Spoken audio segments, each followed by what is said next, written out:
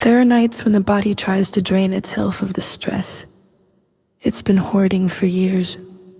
Old toxins, old tears, old voices stored deep in the nerves at the base of the spine. When that happens, night becomes a haunted house. The muscles twitch like they're trying to outrun a memory. The bones throb with stories that haven't yet been written, and inside that ache sits a voice asking, sometimes pleading, to be read. No one ever warned me that being a scribe could hurt like this. This life hasn't been a single linear journey.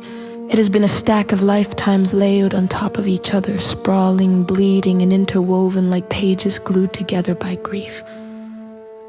Sometimes I read my old words and I don't recognize the woman who wrote them. She feels like a ghost haunting my handwriting, a distant version of me calling from the dark mouth of a cave, passing forward hieroglyphs carved from trauma.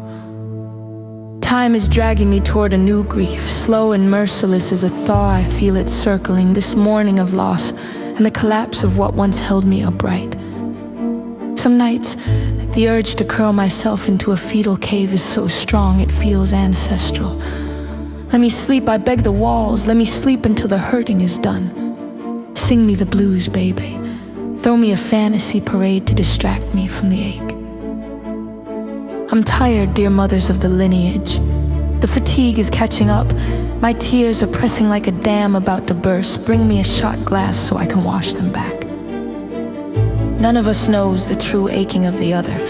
We move through the world clutching our own canes, carved with the totems of every betrayal we've endured.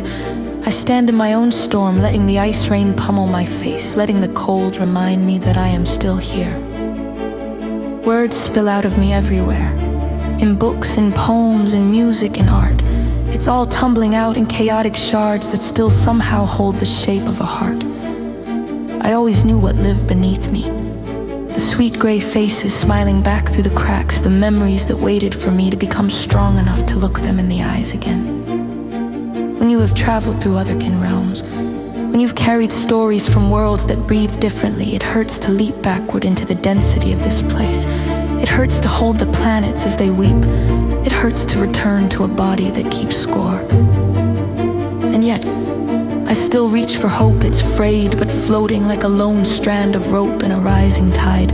I watch the shoreline with narrowed eyes, fighting the undertow of my own undoing.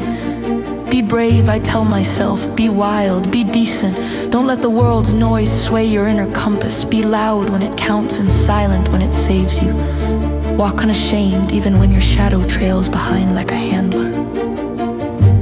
When I step onto the page, the stage where only truth is allowed, silence welcomes me.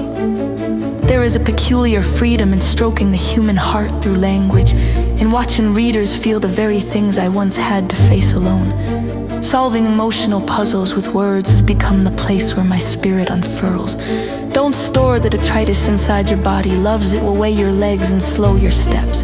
When the old urges knock against your eyelids, let yourself weep. Let your soul drain the ache. Feeling everything has never made you weak. It only means you are alive and paying attention. Walk here with me. Empaths, sit with me by the imagined sea. Let the waves drown the noise. Let the tide wash the grief from our bones. I'm climbing toward my vantage point now. Near the top, where the view will belong only to me. Give me a lake, a small patch of earth, and the morning bird song. That's enough sustenance for a spirit like mine. But for now, I wrap my own arms around myself in the dark.